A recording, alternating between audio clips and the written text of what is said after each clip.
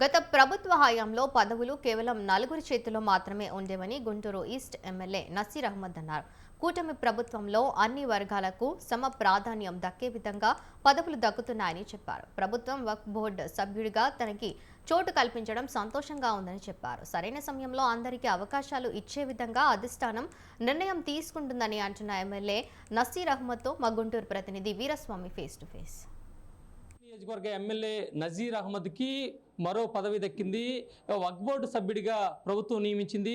వక్ఫ్ board ఆస్తుల పరిరక్షణ విషయంలో ప్రతిపక్షంలో ఉన్న సమయంలో చాలా వాటికి ఆందోళన చేశాడు, నిరసన వ్యక్తం చేసిన పరిస్థితి నెలకొంది.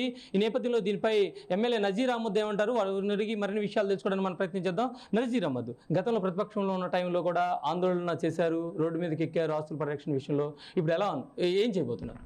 నూతనంగా ఏర్పడినటువంటి కూటమి ప్రభుత్వంలో ముఖ్యంగా అన్ని వర్గాల ప్రజలకు వారి ఆశలకు అనుగుణంగా ఈ ప్రభుత్వం ముందుకు సాగుతూ ఉంది. అందులో భాగంగా ముస్లిం మైనారిటీ వర్గానికి సంబంధించినటువంటి వక్ఫ్ ఆస్తులను పరిరక్షించడానికి, వాటిని మరింత అభివృద్ధి చేస్తూ ప్రభుత్వానికి అలాగే వక్ఫ్ బోర్డ్ సంస్థకు కూడా పెద్ద ఎత్తున ఆదాయాన్ని సమకూర్చేటువంటి కార్యక్రమాన్ని తీసుకొని ముందుగా వక్ఫ్ బోర్డు కమిటీని నియమించడం అనేది జరిగింది. దీంట్లో అనేక అంశాలు ఉన్నాయి. వాటిని అన్నిటి కూడా తప్పకుండా రాబోయేటువంటి రోజుల్లో పూర్తి స్థాయిలో అధ్యయనం చేసి అవసరమైన ఆలోచనలు ప్రణాళికలు సిద్ధం చేసుకొని ముందుకు సాగుతారు. నజీర్ అహ్మద్ ఇక్కడ చూసుకుంటే మాత్రం కొత్త వారికి గల్లా మాధవి కానీ, మీకు కానీ, కొంతమందికి కొత్తగా వచ్చిన ఎమ్మెల్యేలకు కానీ వీళ్ళందరికీ ప్రాధాన్యత దక్కుతుంది. సీనియర్లకి కాన్నా లక్ష్మీనారాయణ, పతిపాటి పుల్లారావు, నక్కా ఆనందబాబు ఇలాంటి వాటికి ప్రాధాన్యత తగ్గుతుంది. అందుకనే టీడీపీ కార్యాలయం వైపు చూడట్లేదు అనేది కొంచెం గ్యాప్ ఉంది అంటున్నారు. వాస్తవేనంటారా? ప్రస్తుతానికి మీరే చెప్పారు, నేను కొత్తగా రాజకీయాల్లోకి వచ్చాను.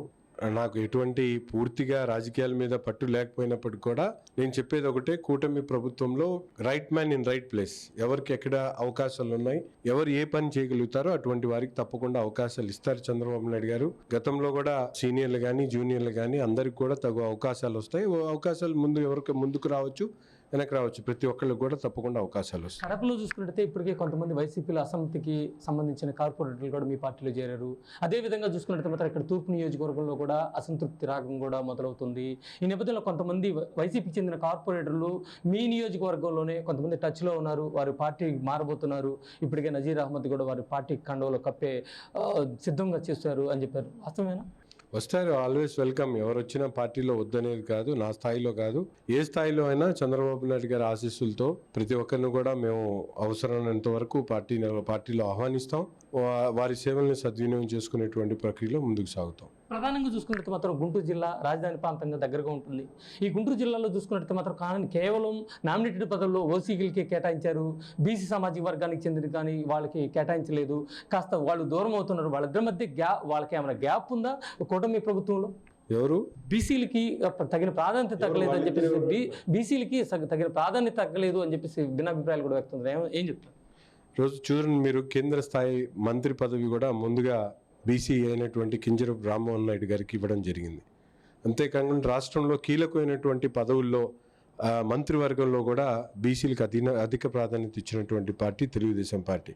గత ప్రభుత్వం లాగా 4 పదవులు ఇస్తే 4 తమ సామాజిక వర్గానికి ఇచ్చేటువంటి ప్రక్రియ కాకుండా అన్ని వర్గాలకు కూడా సమాలోచన చేస్తూ వాళ్ళందరూ కూడా ప్రాధాన్యత ఇచ్చేటువంటి క్రమంలో ఈరోజు కూటమి ప్రభుత్వం ముందుకు సాగుతూ ఉంది. దాంట్లో ఎటువంటి ఇది లేదు, విభిన్నమైనటువంటి అంశాలు కూడా లేవు. ప్రతి ఒక్కరికి కూడా ఎవరు ఎక్కడ సూటబుల్ ఉన్నారో అటువంటి చోట తప్పకుండా ఇవ్వడం జరుగుతూ ఉంది. చూసుకున్నట్టు మాత్రం ఎమ్మెల్యే నజీర్ అహ్మద్ చెబుతున్న పరిస్థితి, రాష్ట్రంలో మాత్రం సీనియర్లకి జూనియర్లకి అనే తేడా లేకుండా మాత్రం ఎవరికి ఏ సమయంలో పదవులు కేటాయించాలి అనేది ముఖ్యంగా చూసుకున్నట్టయితే మాత్రం అధిష్టానం చూసుకుంటుంది. తప్పనిసరిగా వారికి అవకాశాలు కల్పిస్తుందని తన అభిప్రాయాన్ని వ్యక్తం చేస్తున్న పరిస్థితి నెలకొంది. కెమెరామెన్ శ్రీనితో వీరాస్వామి, స్వతంత్ర టీవీ, గుంటూరు.